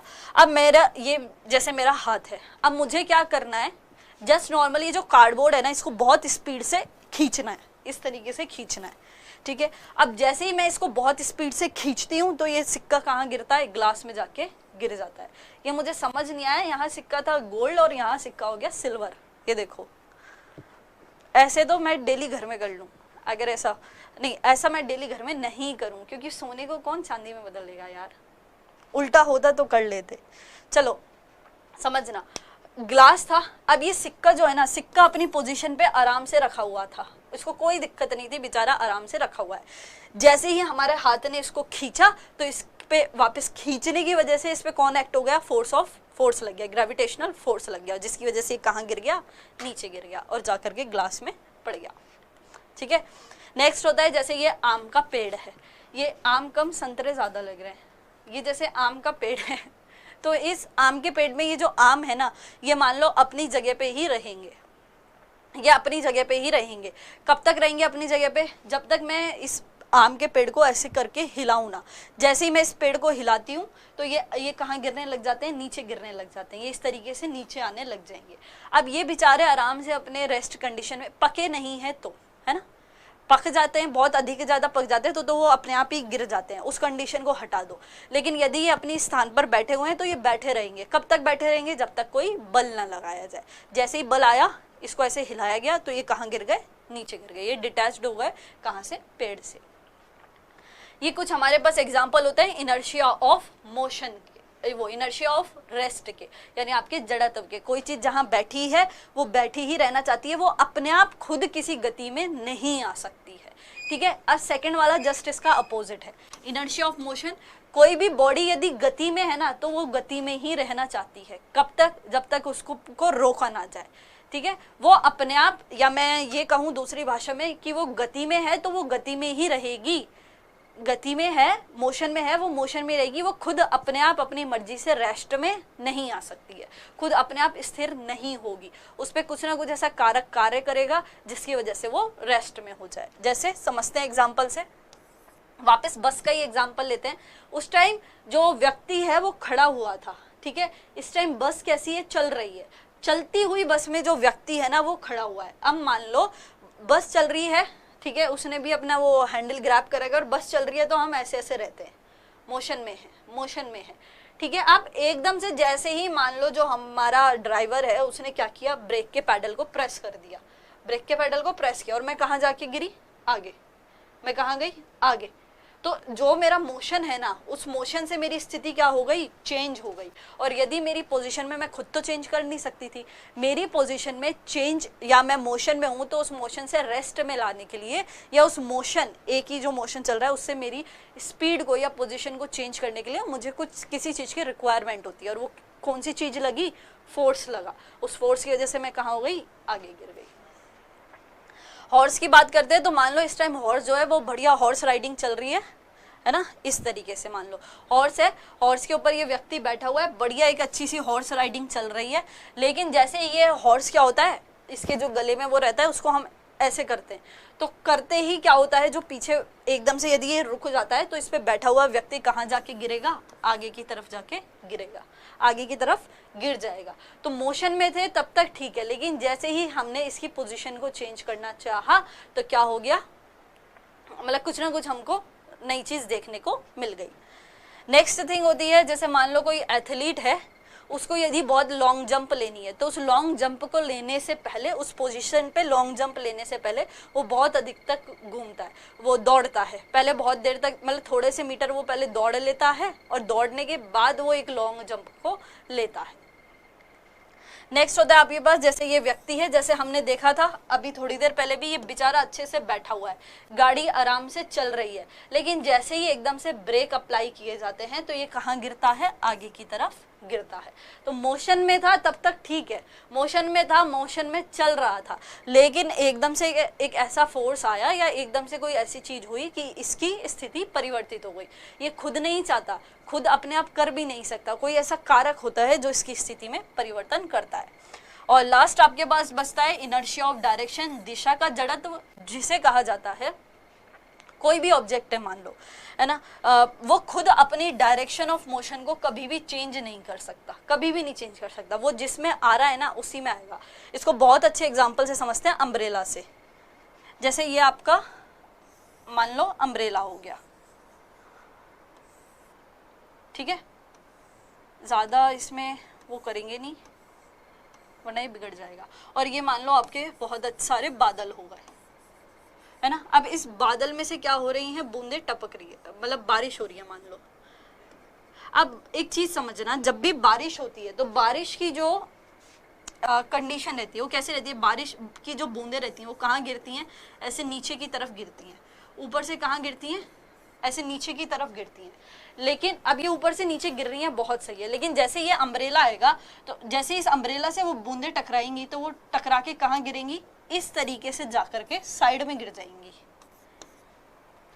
जैसे ही अम्ब्रेला आया, नॉर्मल अभी ऐसे बारिश की बूंदें वो टपक रही थी, लेकिन जैसे ही अम्ब्रेला आया तो वो इसके सरफेस से टच होकर के इस तरीके से नीचे जाके गिरने लग गई, ऐसे जाके गिरने लग गई।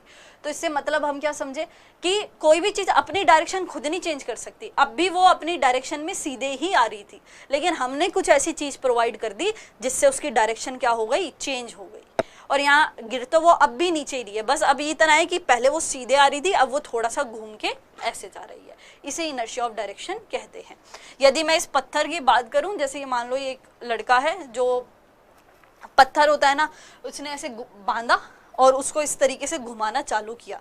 मान लो कहीं पे रास्ते में ना ये डोरी टूट जाती है, तो टूटने के बाद भी ना ये थोड़ी देर ना इसी टेंजेंट पे जो क्या करेगा, रोटेट करेगा या मूव करेगा। थर्ड हम बात करते हैं, तो जब भी कोई कार है मान लो, वो जैसे आप बैठे हुए हो कार में जा रहे हो, एकदम से कोई मोड़ आ गया, उस मोड़ पे आपने इस तरीके से मोड़ा, एक इस तरीके से मोड़ा, तो मोड़ने पे क्या होगे, आप झुकोगे, गिरोगे। अभी हम क्या कर रहे थे, आराम से सीधे सीधे चल रहे थे, हम नहीं अपनी डायरेक्शन को चेंज करना चाहते थे, लेकिन हम सीधे चल रहे थे, लेकिन जस्ट हमारी नॉर्मल से डायरेक्शन कहाँ हो गई, चेंज हो गई। जैसे ही हमारा कर्व आया, हम इस साइड झुके और हमारी नॉर्मल से डायरेक्शन चेंज हो गई। लास्ट बचता है, यदि आपके रोटेटिंग व्हील की बात की जाती है, जैसे ये आपका पहिया है कोई, और ये अच्छी सी कीचड़ में फंसा हुआ है, तो समझना ये कीचड़ है बहुत सारी जिसमें ये फंसा हुआ है। तो यहाँ पे जब ये कीचड़ में चलता है ना, तो यहाँ से कीचड़ कुछ इस तरीके से निकलती है, ये देखो, इसके पीछे से यहाँ से कीचड़ निकलना स्टार्ट हो जाती है और वो एक ही डायरेक्शन में जो है वो निकलती जाती है। जैसे यदि मैं बात करती हूँ चक्कू की, यदि मुझे चक्कू की धार को तेज करना है, चक्कू को पैना करना है, आते हैं ना, अगर आपको आपके नाइफ को शार्प कराना है तो वो एक ऐसे घिसते हैं उसको, तो घिसते हैं तो उस टाइम जो चिंगारी होती है ना, वो चिंगारी कैसे निकलती है, इस तरीके से बाहर निकलती है पीछे की तरफ। तो एक्चुअली में इनकी जो डायरेक्शन रहती है वो सेम रहती है, कोई भी चीज़ अपनी डायरेक्शन को नहीं चेंज करना चाहिए। इनर्शिया ऑफ डायरेक्शन यही कहता है, कब तक नहीं चेंज कर सकती, जब तक कि उसके ऊपर कोई ऐसी चीज़ ना कार्य हो जिससे वो चेंज हो। एक लास्ट आपके पास नोट बचता है कि किसी भी पायलट को यदि किसी टारगेट के ऊपर बॉम्ब को हिट करना होता है, ये हमने प्रोजेक्टाइल मोशन में भी देखा है। प्रोजेक्टाइल में अभी देख के आए थे, एरोप्लेन को यदि किसी टारगेट को हिट करना है ना, तो उस एरोप्लेन को उस टारगेट के लिए बहुत पहले ही बॉम्ब को क्या करना होगा, रिलीज करना होगा। केवल सिर्फ उसके ऊपर आके रिलीज नहीं कर सकता। वही लाइन है जो आपके एसएससी सीएचएसएल प्री में 2002 में जो है वो पूछी गई थी। इसके साथ आपके न्यूटन के जो लॉ हैं वो फिनिश होते हैं। न्यूटन का फर्स्ट लॉ जो है वो कंप्लीट होता है। कुछ क्वेश्चन है आपके लिए, उन ऑप्शन क्वेश्चंस को आप आंसर कर दो, फिर फर्दर आगे चलेंगे। फर्स्ट क्वेश्चन है, न्यूटन ने गति के नियम कब प्रस्तुत किए थे, या न्यूटन ने कब अपने गति के नियम दिए थे? तो हमारा क्या हो जाएगा, 1687 के अंदर। How many laws of motion did Newton give? Newton ने कितने लॉ दिए थे? कितने लॉ दिए थे न्यूटन ने? हाँ, दैट इज हमको कितने दिए थे? 3 दिए थे, सेकंड का बी। चलिए थर्ड पे चलते हैं। थर्ड क्वेश्चन आपसे पूछ रहा है, which law of motion obeys the law of inertia? गति का कौन सा नियम जड़त्व के नियम की पालना करता है? पहला इक्वेशन, दूसरा नियम, दूसरी इक्वेशन, या पहला नियम? कौन सा नियम आपको बताता है जड़त्व का? हाँ, तो हमारे पास क्या हो जाएगा, फर्स्ट लॉ ऑफ मोशन जो है वो बताता है। 4, निम्न में से किसे क्रिया प्रतिक्रिया नियम की पालना करता है? पहला वाला, तीसरा वाला मोशन की equation, second law of motion of equation, या second equation of bounded motion? इसमें थर्ड लॉ ऑफ मोशन लिखा ही नहीं है, इसको लिख लेना, थर्ड लॉ ऑफ मोशन।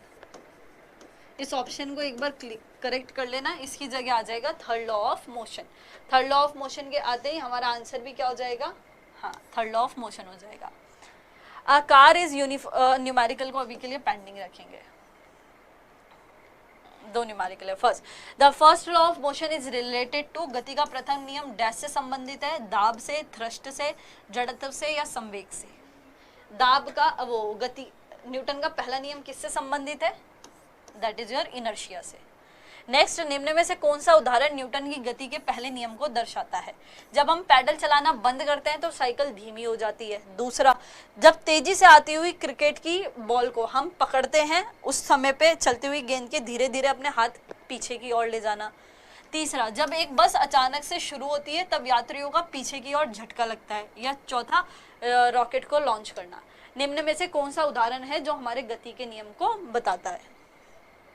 गति के नहीं, जो हमारे मोशन के फर्स्ट लॉ को जो है वो बताता है। बी नहीं होगा बच्चों, सी होगा। बी नहीं होगा, सी होगा। जब हमें एकदम से क्या लगता है, झटका लगता है। हम आराम से स्थिर खड़े हुए हैं, हम नॉर्मल खड़े हुए थे, लेकिन जैसे ही बस स्टार्ट हुई तो स्टार्ट होते ही हमको क्या लगा, पीछे की तरफ एक झटका लगा। If the mass of the body is more, then its inertia will be. यदि मास का मान बढ़ रहा है तो इनर्शिया क्या होगा, बढ़ेगा, घटेगा? पहले बढ़ेगा फिर घटेगा, या पहले घटेगा फिर बढ़ेगा, या पहले बढ़ेगा फिर घटेगा? हाँ, दैट इज हमारा क्या हो जाता है, ए क्या होगा, इंक्रीज होगा। How many types of inertia there? हमारे जड़त्व कितने प्रकार के होते हैं? 2, 3, 4 या 5? जड़त्व कितने प्रकार के होते हैं? हाँ, दैट इज हमारे कितने हो जाते हैं, 3 प्रकार के होते हैं। नेक्स्ट, यदि हम स्थिर बस में खड़े हैं और ड्राइवर बस को अचानक चला देता है तो हम झटके से पीछे की ओर जाते हैं। ये किस प्रकार का जड़त्व का उदाहरण है? अभी हमने देखा था गति का जड़त्व, inertia of rest, inertia of fixed direction, या नन ऑफ दीज। अब इन्होंने इनर्शिया डिफाइन करा लिया कि कौन सा इनर्शिया है। स्पेसिफिक इनर्शिया बताओ कौन सा है? इनर्शिया ऑफ रेस्ट है। जब कोई चलती हुई कार अचानक रुक जाती है तो यात्री आगे की ओर झुक जाता है। निम्नलिखित में से किसका उदाहरण है? गति का जड़त्व, गति का प्रथम नियम, दिशा का जड़त्व, या दोनों? क्वेश्चन क्या है, ढंग से पढ़ना। क्वेश्चन वो आपसे पूछ रहा है, जब कोई कार चल रही है और अचानक से रुक जाती है, हाँ, तो उस टाइम कौन सा लगेगा? चलती हुई रुकी है, यानी इनर्शिया ऑफ क्या हो गया, मोशन हो गया। चल रही थी यानी मोशन कर रही थी। किसी वाहन के घूमते हुए पहिए कीचड़ को बाहर की ओर फेंकते हैं। निम्नलिखित में से किसका उदाहरण है? गति का जड़त्व, दिशा का जड़त्व, गति का दूसरा नियम, या विराम जड़त्व?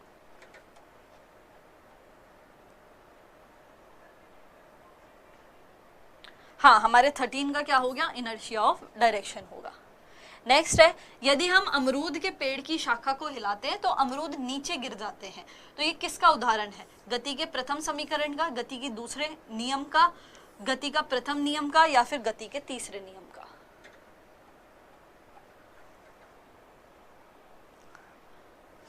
एक तो ना ये फर्स्ट लॉ और सेकेंड लॉ, हाँ बताओ गति के कौन से नियम का है? दैट इज किसका हो गया?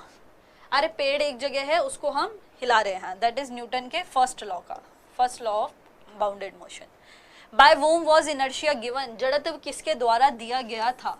न्यूटन, गैलीलियो गैलीली, अरस्तु या फिर कैपलर, किसके द्वारा जो हाँ हमको जड़त्व दिया गया था, दैट इज गैलीलियो गैलीली। इसके साथ हमारा जो फर्स्ट लॉ ऑफ मोशन होता है वो कंप्लीट होता है, ठीक है। इनर्शिया का पहला नियम हमने पढ़ लिया। अब बात कर लेते हैं मेन चीज की। एक तो आपकी दिवाली होमवर्क,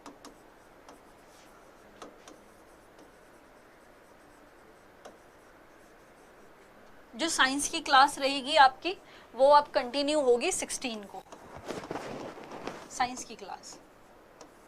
सारी क्लास का टाइमिंग आपको मिल जाएगा, कौन सी कब स्टार्ट होगी, कोई 14-15 को भी हो जाएगी। विक्रम देखती हूँ, 1 मिनट रुको, एक बार ये सुन लेना। दिवाली होमवर्क से पहले पहली चीज, साइंस की क्लास जो रीस्टार्ट होगी आज के बाद से वो होगी आपकी 16 तारीख को, ठीक है।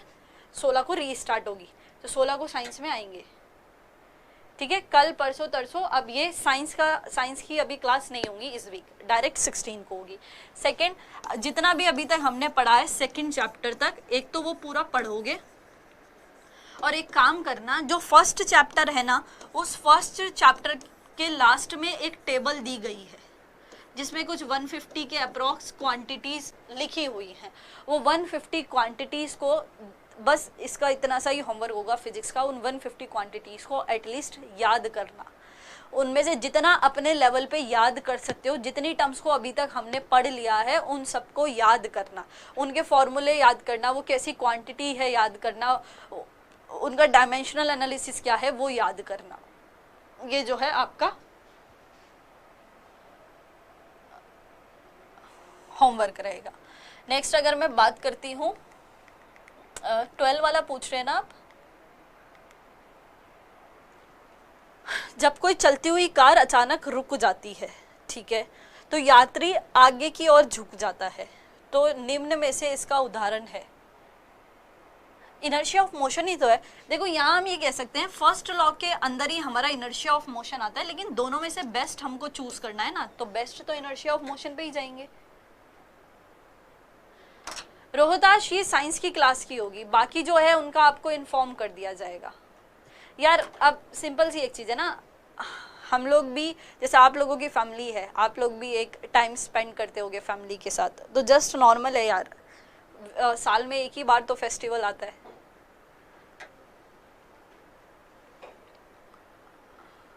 डी नहीं, जब भी आपको 2 ऑप्शन दिए हुए होते हैं तो उनमें से हमेशा बेस्ट को चूज करना होता है। जो भी बेस्ट है ना उसको चूज करो, और बेस्ट जो अभी जा रहा है वो इनर्शिया ऑफ मोशन जा रहा है। YouTube happy Diwali. बाकी हाँ ठीक है, 5 मिनट लगेंगे, 5 मिनट लगेंगे अभी, हाँ ठीक है। और बाकी जो है okay, happy Diwali YouTube guys, ठीक है। अभी क्लास को लीव करते हैं। आपके यार वो कुछ क्वेश्चंस है वो रह गए, क्योंकि अभी आपकी रीजनिंग की क्लास स्टार्ट होने वाली है। आपके 6 क्वेश्चंस हैं, उनको अपन आफ्टर दिवाली एक बार सॉल्व कर लेंगे। मुझे था अपन आज की क्लास में कंप्लीट कर लेंगे, लेकिन बट जस्ट बिकॉज अब जो आपकी रीजनिंग की क्लास है वो स्टार्ट होगी, तो हमें लीव करना होगा एक बार, है ना। Okay okay everyone, thank you so much, and आप सभी को भी हैप्पी दिवाली गाइस। ओके।